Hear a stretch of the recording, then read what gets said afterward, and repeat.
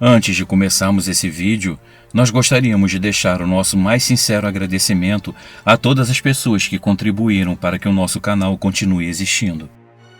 O nosso muito obrigado aos nossos amigos Dirce Costa, Patrick Capone, Eliane Coelho, Simone Janeret, Midian Maciel, Fábio Soares e Cristina Pontes. A todos vocês, o nosso muito obrigado.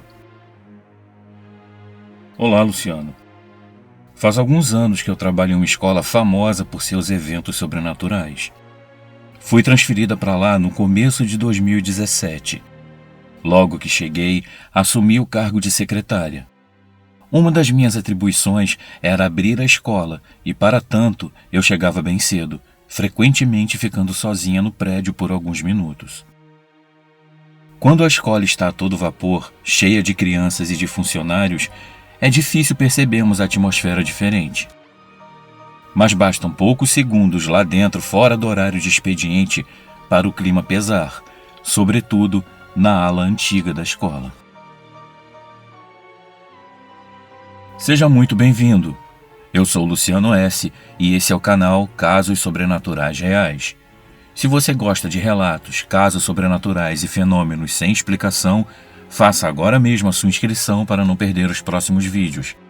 Assista esse vídeo até o final e, se gostar do conteúdo, deixe o seu like e escreva nos comentários de qual cidade você está nos assistindo.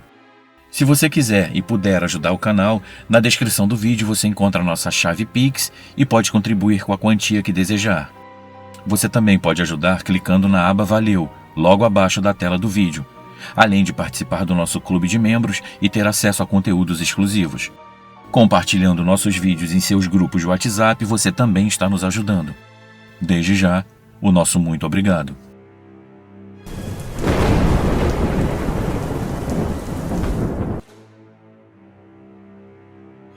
Em várias ocasiões, eu e minha amiga recepcionista, ao chegarmos de manhã bem cedo, vimos pelo lado de fora da escola que as luzes de algumas salas de aula estavam acesas. Contudo, ao entrarmos no prédio, encontrávamos todas as luzes desligadas. Em mais de uma ocasião, voltamos para a rua a fim de observarmos as janelas mais uma vez e, adivinhe, as luzes mais uma vez estavam ligadas. Muitas vezes, à tardinha, eu mesma fechava toda a escola e verificava todas as salas e todos os banheiros, a fim de garantir que não havia torneiras abertas, nem lâmpadas ou ventiladores ligados. Mesmo eu sendo a última a sair da escola no final da tarde e a primeira a chegar no dia seguinte, havia lâmpadas, torneiras e ventiladores em funcionamento. Conversando com os vizinhos da escola, ficamos sabendo que, à noite, quando não há mais ninguém, eles frequentemente veem as luzes se acendendo e vultos se aproximando das janelas. Ouvi algumas colegas falando sobre coisas estranhas que haviam acontecido enquanto elas davam aula. Uma delas contou que, enquanto as crianças estavam na hora do sono, alguém havia batido à porta. Quando ela foi abrir, não havia ninguém. Ela voltou a sentar no chão ao lado das crianças que não haviam dormido ainda e viu, por baixo da porta, a sombra de 2 pés. Outra vez bateram a porta. Ela olhou e viu que a sombra continuava lá. Então ela abriu a porta e não viu ninguém. Essa mesma colega falou que frequentemente as luzes do banheiro acendiam e apagavam sem maiores explicações. Outras colegas falaram que isso acontecia com os ventiladores. Eu mesma, por várias vezes em que estive na sala de aula com as crianças, ouvi batidas na porta, mas quando ia atender, não via ninguém. Uma das minhas colegas estava com algumas crianças em um fim de tarde, aguardando os pais que ainda não tinham ido buscar seus filhos. Enquanto as crianças brincavam sentadas no tapete, a minha colega estava em uma cadeira junto à porta da sala.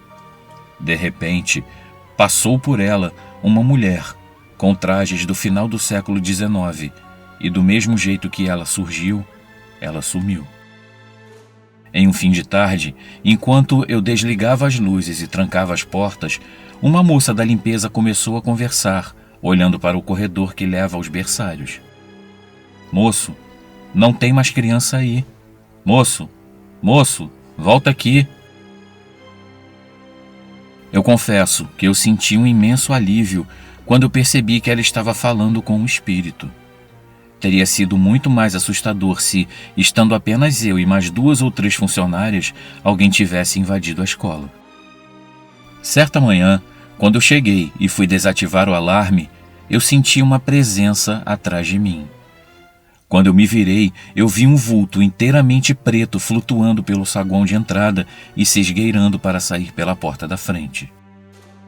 Em uma dessas vezes em que eu fiquei sozinha lá dentro, eu senti uma presença muito opressiva subindo as escadas que vêm do subsolo em direção ao térreo, onde eu estava. Consegui distinguir um homem muito forte com mais ou menos 1,80 m de altura que emanava muita negatividade. O rosto dele eu não conseguia visualizar. Foi muito difícil ficar lá dentro sozinha, então resolvi ligar para minha mãe e ficar falando ao telefone até alguém chegar. Mesmo assim, a presença permanecia ali, causando em mim uma sensação horrível, uma mistura de medo e dificuldade em respirar. Quando adultos e crianças começaram a chegar, a sensação se desfez. Em um sábado de manhã, eu fui sozinha abrir a escola para permitir a entrada do pessoal que iria trabalhar no pátio, cortando grama e podando árvores. O pátio e a secretaria ficam nos extremos da ala antiga da escola, conectados por um corredor que atravessava o subsolo, passando pelo refeitório, cozinha, vestiários, entre outras instalações, que, quando não estão sendo utilizadas, ficam trancadas. Em uma das vezes que passei pela porta fechada da cozinha, eu ouvi vozes masculinas. A porta da cozinha é dividida ao meio na horizontal. Pode-se abrir somente a metade de cima sem abrir a de baixo e vice-versa. Eu olhei pela fresta na metade da porta e vi vultos. Fui para a secretaria, peguei a chave da cozinha e voltei para destrancar a porta. Não vou dizer que estava tudo na santa paz, porque a sensação de não estar sozinha era quase sólida, mas não havia mais nenhum vulto visível. Certo dia, uma estagiária me perguntou se eu sabia onde estava a diretora. Eu estava bem na frente da porta da sala da direção. Ouvi vozes bem distintas lá dentro e abri a porta, certa de que a diretora estaria lá com outras pessoas, mas não havia absolutamente ninguém.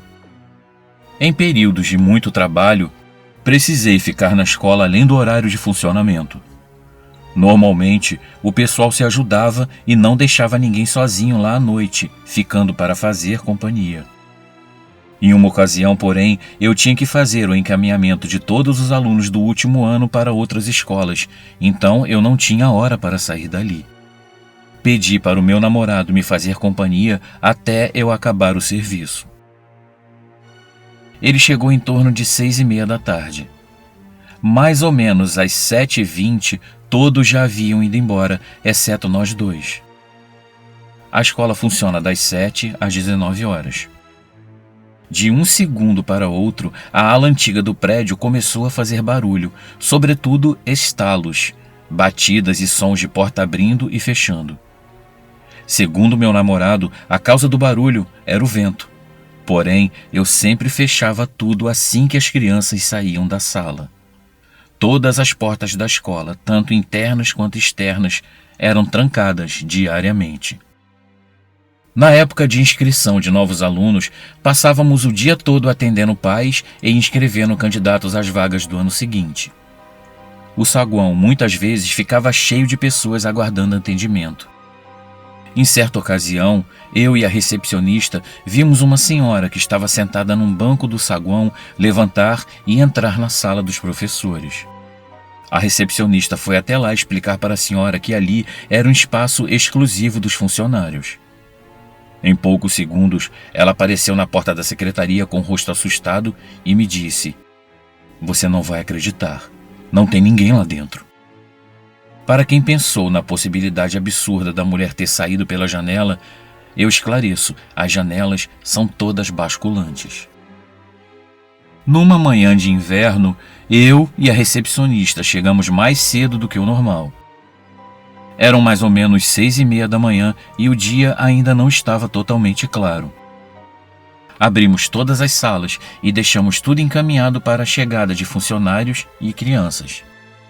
Estávamos na secretaria quando ouvimos um choro de mulher vindo do subsolo, envolvido por uma espécie de eco, dando a impressão de estar em um lugar muito distante e vazio. Passados alguns minutos, os funcionários madrugadores começaram a chegar e o choro cessou, ou, melhor dizendo, nos desconectamos dele. Volta e meia eu ficava com uma turma de jardim das 18 às 19 horas. Em um fim de tarde de inverno, já noite fechada, eu estava brincando com as crianças em sala de aula quando um menino olhou para o solário e disse que havia um homem ali. Eu olhei e não vi nada. Mas não houve jeito de ficar com as crianças em sala de aula. Elas estavam assustadas de tal modo que eu tive que ir para o pátio com elas, apesar da noite fria.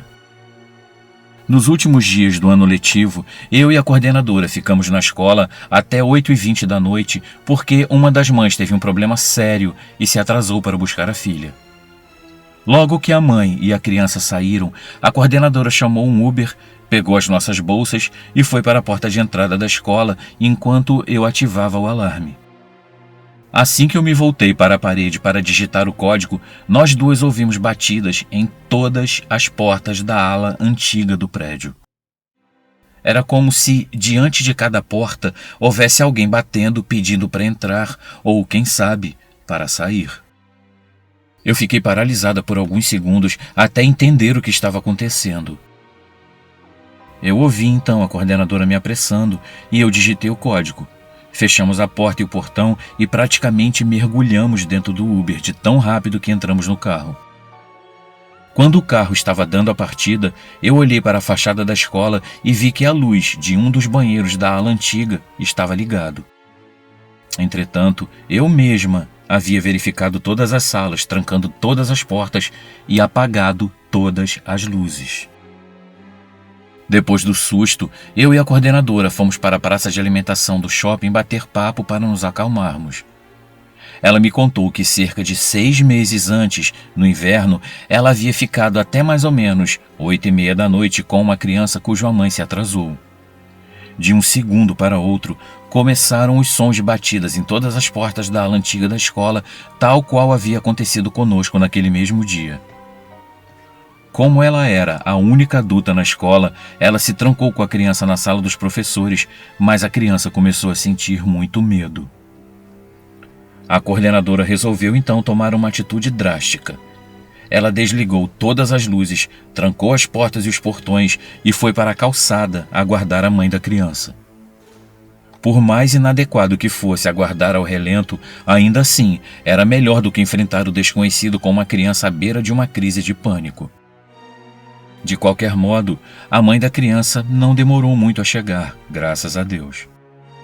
Um dia, um avô foi levar a neta na escola e conversa vai, conversa vem, ele disse que havia nascido ali. Eu e minha amiga recepcionista ficamos atentas, pois queríamos saber o que havia naquele prédio e naquele terreno antes da construção da escola. Ele então disse que ali era uma mistura de maternidade, creche, primeiros socorros. Disse que havia freiras que auxiliavam no parto, faziam curativos e tratavam de ferimentos pouco graves, davam injeções, entre outras coisas. Seja como for, a escola foi fundada na década de 70, sob administração secularizada, e ainda hoje os fenômenos permanecem, tão intensos quanto sempre foram. Com frequência, a sensação de estar sozinha lá dentro é terrível e muito opressora. As presenças espirituais são facilmente sentidas e muitas vezes fisicamente sentidas. Há momentos em que, de um segundo para outro, a atmosfera se torna ameaçadora e é difícil permanecer desacompanhada em qualquer parte da ala antiga da escola. Entretanto, eu aprendi algo muito importante com o passar dos anos. Os acontecimentos não são aleatórios. Nada é por acaso. Nos dias em que estou me sentindo feliz e alegre, não vejo nada e não escuto nada, por mais tempo que eu fique sozinha na escola. Já nos dias em que eu estou cansada, frustrada ou impaciente, muitas coisas podem acontecer.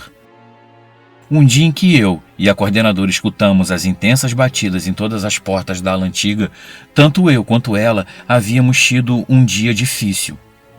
Eu com conflitos familiares e ela com uma doença na família. Hoje eu sei que muito mais importante do que tentar dominar o ambiente é controlar a minha vibração com pensamentos de bom humor, satisfação e otimismo. Desse modo, eu tenho conseguido ser cada vez menos afetada pelas ocorrências espirituais. Enfim, este é um local cheio de relatos e muitas das coisas que aconteceram comigo e com as minhas colegas hoje se somam ao repertório sobrenatural do lugar. Amigos, eu espero que gostem do meu relato. Um grande abraço a todos.